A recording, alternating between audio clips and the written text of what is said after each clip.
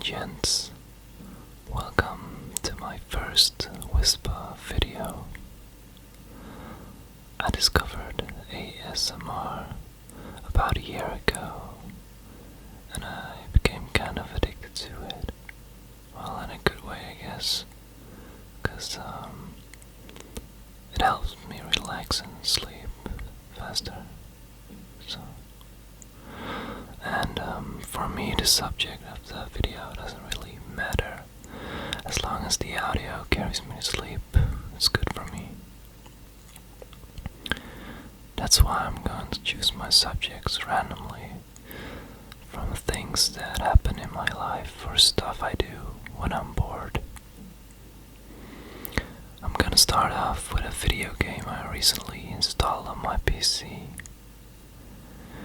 It's a MMORPG game, which stands for Massive Multiplayer Online Role-Playing.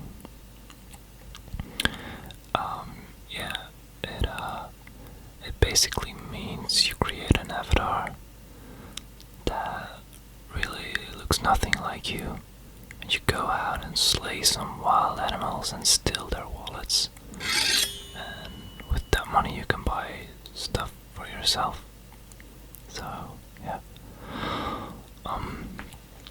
This particular game is called Dragon's Prophet. It's about, I don't know, 2 months old, whatever. It's free. So, in this video I'm gonna tell you the story of Dragon's Prophet. So, sit back and relax and let me take you to the land of Eurasia. At Eurasia's creation, numerous powerful elemental forces collided and combined violently in the darkness, finally converging to give birth to the mightiest beings and the symbol of Eurasia. Out of utter chaos, dragons were born onto this world. However, they were dissatisfied with this barren and desolate world they had emerged into. So they decided to employ the great powers of each of them wielded to shape this world to their liking. This chapter is called The First Race. Yet the fateful day came when the leader of the High Dragons, Morgoth, had expended almost all of his life energy and collapsed upon the ground. However, before he expired, he summoned 2 dragons to his presence. The silver dragon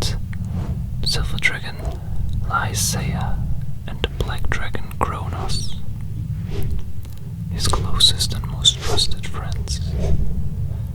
To Lysaea, Morgoth bequeathed his wisdom, and to Kronos his strength, with the wish that they use these gifts for the good of the world. Lysaea in turn passed on his knowledge to his fellow dragons, while Kronos imbued the earth with his strength. In so doing, they prompted creatures of intelligence other than dragons to evolve on this world, and it was thus that the first humans were born. They are called the Osira, the Grim Reaper. As time passed, the High Dragons reached the ends of their life cycles, but not before being blessed with numerous children. Following in the footsteps of their great leader Morgoth, they also passed on their knowledge to Lysaea and bequeathed their strength to Kronos before they departed in his world. Kronos assimilated the power of other dragons by consuming the corpses of his expired brethren, but each time he suffered excruciating pain in the process, leaving him entirely spent in mind and body. However, because this was Morgoth's legacy and an honor, he never uttered a word of complaint.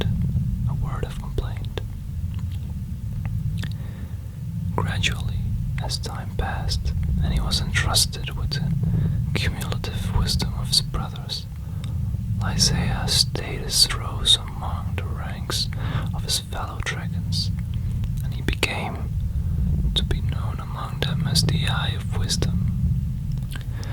An evil thought. One day, Kronos lost consciousness after eating a dragon corpse. When he awoke, he made a startling discovery. Because he had been asleep for so long, he had not realized the energy of the dead dragon he had consumed, and the energy remained within his aged body, causing it to undergo certain surprising changes. His charcoal black wings, which were full of holes, had mended themselves. His teeth, which were loose from use and age, had fallen out, and newer, sharper ones had grown back in their place. His red eyes, clouded with age, once again had that gleam that only the greatest dragons possesses. In that instant of realization, thoughts formed in Kronos' mind that would bring greatly calamity to dragonkind.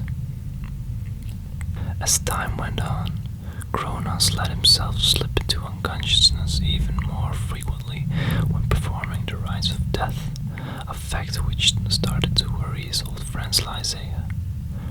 Kronos kept the energy of more and more dragons he had consumed for himself, and this caused his physical form to undergo extreme changes. A sickening third set of wings appeared on his back, and a second pair of red eyes emerged in his face. His black scales, once perfectly round, had all fallen off, and circular white scales covered in thorns and steel bristles grew to replace them. This terrifying new appearance quickly caused a stir among the other dragons, for Kronos had assumed the appearance of a particular breed of dragon that Morgoth had warned them all of. He had become a devouring dragon. Lysaea did not get the chance to confront Kronos about why he had chosen this dark path, because he was soon too busy trying to find a way to prevent his old friend from consuming the entire world in frenzy. The other dragons were quick to answer Lysaea's call to arms, and although many dragons lost their lives in battle, they finally managed to defeat Kronos and strip him of his powers. By transforming the essence of their collective wills into psychic shackles, they were able to seal the weakened dragon away in Cognar, at the southernmost end of Eurasia. Trapped and struggling, locked in a cycle of suffering, Kronos howled in pain that he would destroy this world and used his remaining energy to spawn a race of creatures that were entirely loyal to him, the Chaos Dragons. Millennia passed, and as those dragons who witnessed the chaos in time of the devouring dragon faded away, so were the memories of the war gradually forgotten. New generations of dragons came and went, until one dragon was favored by the elemental power of fire, gained power and influence. Born with blazing wings, he was the red dragon Methus, also known as Red Flame. Methus was a young dragon with an unquenchable thirst of control, and in order to satisfy his hunger, he invaded the territories of the other dragons and forced them to pledge their allegiance to him, executing all who dared oppose him. Most of the creatures lived in fear of him and chose to comply with his wishes, but a certain group of them were the exception. They were the progeny of the great creator Morgoth, the Ysira. By nature, the Ysira were a freedom-loving people who respected the strong. And as part of his legacy, Morgoth's life force coursed through their veins, making them more resilient and intelligence than all the other creatures. Additionally, they were born with an innate ability to communicate with all the other creatures that were of the dragon bloodline, and were even able to enter into contracts of partnerships with them. One day, a group of Osira on their migratory routes set foot in Misa's domain, and a sequence of events was set into motion that would challenge and threaten Misa's dictatorship. The Osira influenced others with their passion, bravery, and freedom-loving ways. When the Osira entered Misa's domain, their passion, bravery, and freedom-loving ways quickly influenced the other creatures of higher intelligence living there. These other creatures gradually started to question Misa's heavy-handed oppression and started to oppose his way of rule. Furious beyond words, he resolved to annihilate this group of pesky Osira. The Eye of Wisdom. Exterminating them did not take long, but the time required to do so far exceeded Misa's expectations. In addition, some of the Osira hid themselves in territories that did not acknowledge Misa's beliefs, and to pursue his goal of annihilating every last remaining Osira, he declared war on many of the other dragons that were protecting them. Gradually, wind of these conflicts reached the ears of the last remaining dragon of creation, Lysaea, the Eye of Wisdom. He quickly appeared to intervene in this dispute, but Mithras refused to back down. However, although Mithras was one of the more powerful dragons, he was no match for the older Silver Thunder, whose strength had grown with the years and had to admit defeat. Mithras left the secret lands of Anotaria and journeyed the continent in search of like-minded dragons to join his cause. It was thus that an army opposing the Eye of Wisdom was formed, and this set into motion a chain of events that will lead to the start of the First Dragon War, the Flame Unbound. Undoubtedly, this clash of the great dragons shaped this realm significantly, as the devastation of war had forever changed Eurasia's landscape. In the end, Mithras and his followers were no match for Lysaea's intellect, and a large number of the defeated dragons returned to declare their allegiance to Lysaea. But Mithras was not among them. Unable to accept defeat, he chose to flee. Lysaea did not pursue him, and his remaining supporters, sincerely believing that Mithras would one day come to his senses and return. Yet, although defeated, Mithras still had not learned anything from everything that had happened. And while on the run, he continued to seek a way to counter Lysaea's powers, until finally he and his remaining followers came to Cognar, where they found the devouring dragon Kronos, who had been imprisoned there ages ago. The stories of Kronos' imprisonment were faded with age, and at that time Mithras did not fully comprehend who Kronos was. From the only fragments of history he had been told, he remembered that Kronos possessed great powers, so great that it scared even Lysaea. Mithras yearned to possess this elderly dragon's power, and so he and his followers started searching for a way to free the devouring dragon, until they made an unexpected discovery when Kronos was able to lure the dark dragon Jorbin of the Black Swamp into coming too close. In a split second, Kronos had wolfed down his careless victim. With his newly acquired powers, he broke through psychic chains that bound him one by one, and having wrestled free from the ancient dragon souls which had held him for eons, he devoured them as well. It was only then that Mithras remembered the legend of Kronos and the ancient warning that Morgoth had spoken before he died. "Today day the devouring dragon consumes a true dragon shall spell the doom of dragonkind. The warning. Although Methus immediately sent out warnings to inform the other dragons of the looming threat, Kronos had regained a large portion of his strength, and his speed and power far exceeded Methus' expectations. It was then that Methus realized in horror why the devouring dragon was so terrifying. He was able to acquire the abilities of his victims.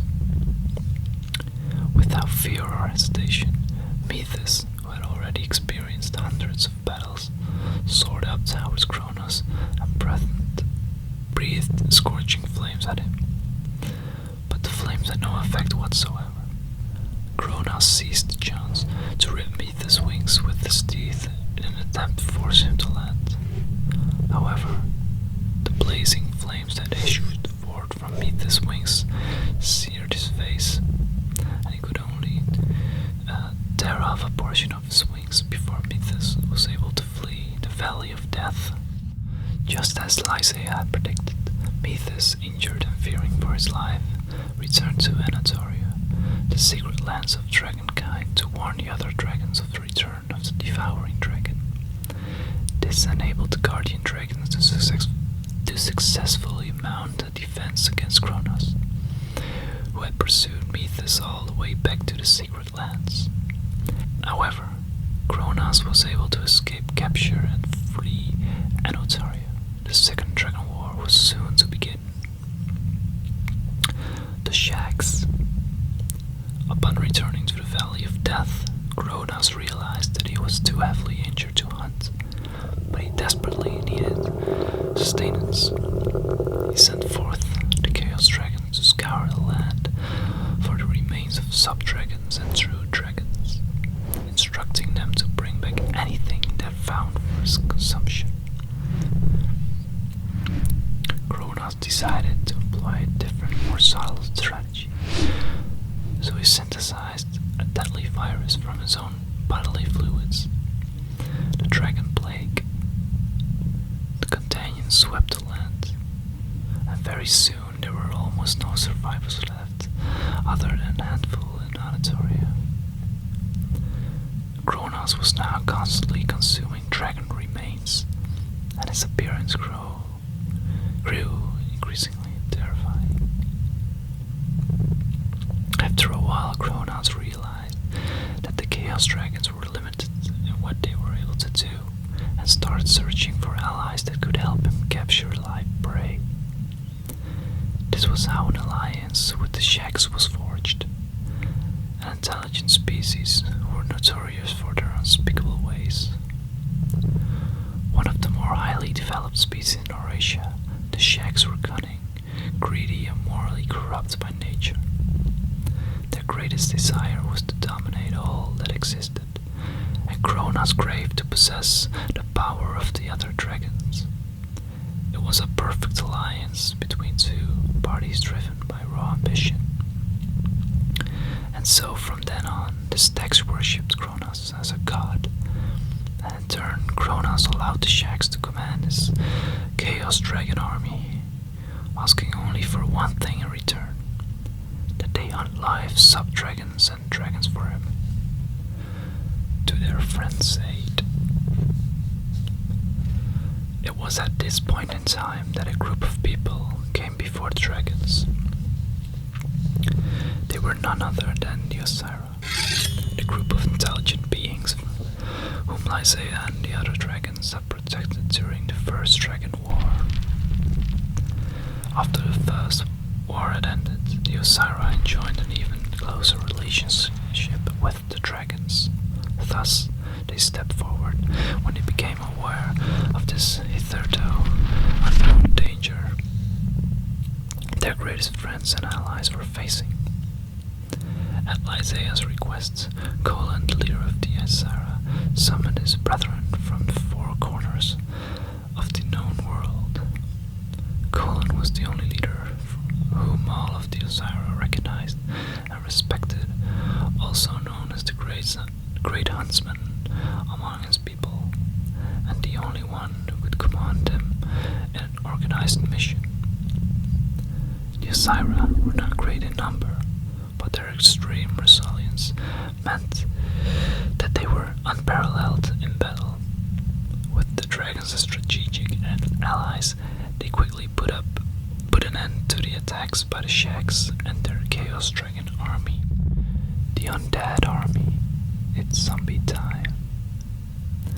Naturally, Kronos was not one to give up easily, so he created a new breed of beings to do battle for him. They were called the Undead Dragons. In the face of this force, the Osira quickly met with defeat, unable to restrain himself at seeing this blasphemous corruption of his fallen comrades' corpses. Lysaea summoned all the dragons and launched an all-out attack, catapulting this entire world into the Second Dragon War, a war which took place on a scale unmatched throughout the history of Eurasia.